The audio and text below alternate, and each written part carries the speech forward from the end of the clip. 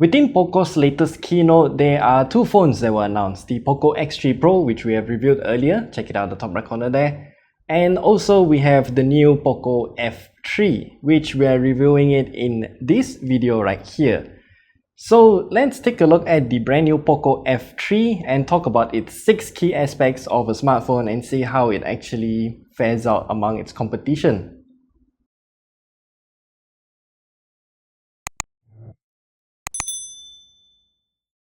We'll first start off with the performance of the POCO F3 because this phone comes with a Snapdragon 870 chipset, 8GB of RAM and also 128GB of storage. Now the question is the POCO F3 gonna perform better than the POCO X3 Pro with the Snapdragon 860 chipset? To answer the question, we did a comparison between both of those POCO phones, so check that out at the top right corner there as well. And if you don't want to watch that video, as a quick summary, I'll tell you, yes, the Snapdragon 870 is obviously gonna be better than the Snapdragon 860. But as shown in PerfDog, its performance is not really that consistent, I would say. It also stutters a lot and it also runs a lot hotter on the POCO F3. And after playing the game for a while, the POCO F3 also showed the overheat message. Oops. And I also confirmed that this is actually happening to other reviewers with the POCO F3 as well, but in their case, they're only taking pictures, so yeah, it's kind of drastic here. And I think now is the most suitable time to talk about the screen of the POCO F3. Well, once the overheat message is shown, this is what you guys are referring to as the dimming issue on the POCO F3. What happens here is that when the phone gets overheated, then the screen will get dimmer, presumably to save its battery from getting overheated or something like that. I can't confirm what's going on, but it is definitely happening. But when the POCO F3 is not overheating, the 6.67-inch 1080p Super AMOLED screen looks nice and bright, and it can also go up to 120Hz refresh rate. And this screen on the POCO F3 right here is obviously a big upgrade over the POCO X3 Pro. And now let's talk about the cameras on the POCO F3. There are a total of 3 cameras right here and all of them can be used to take pictures, which is real good. But it seems like the cameras used for the POCO F3's main camera and the ultra-wide angle camera is actually the same as the POCO X3 Pro. Pictures coming out of its main camera looks about the same too. It looks pretty good in broad daylight, but it starts to get affected when it comes to some low light situations. And taking night shots using night mode on the POCO F3 means that the clarity and details will start to go a little bit haywire. The ultra-wide angle camera is also the same as well, looks okay in broad daylight. But what I'm amazed here, of course, is again the macro camera on the POCO F3.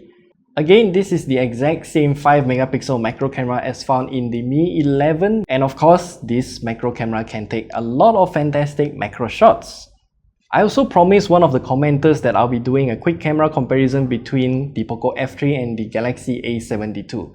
In short, both phones take pictures with pretty similar colors and exposure on the main camera, but the Galaxy A72 has better dynamic range as seen in this picture right here. Night shots are also better on the Galaxy A72, which manages to retain a lot more details compared to the POCO F3.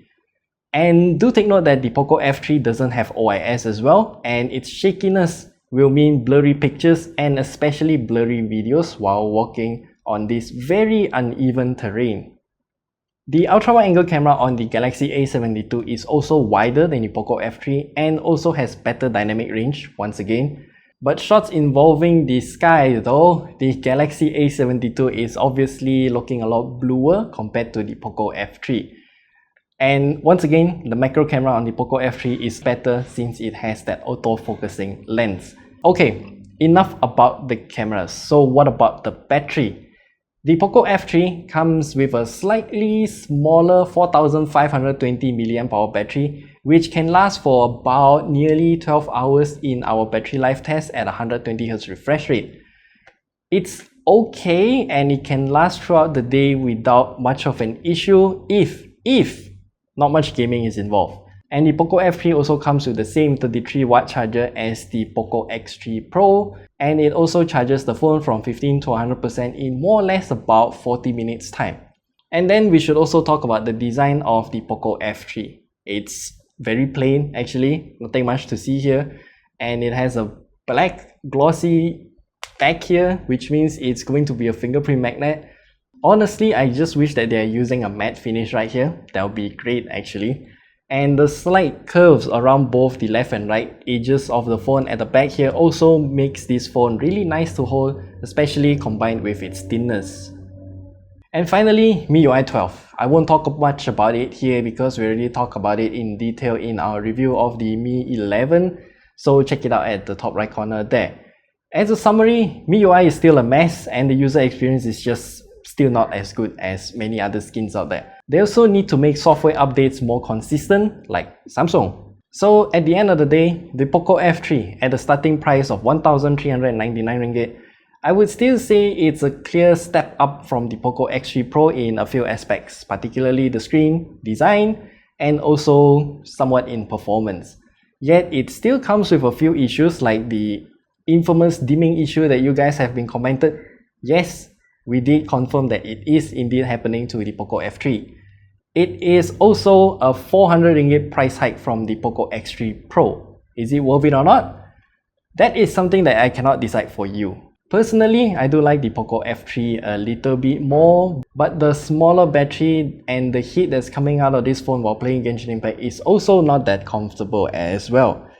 So if you want to buy the POCO F3 but don't want to deal with the screen dimming issue, then my best advice to you is just not to play Genshin Impact at the highest possible graphical settings, or maybe just don't stress the phone too much, else it will start to heat up, then the screen starts to go dim and all of that stuff. So yeah, that's all we have to share with you about the POCO F3.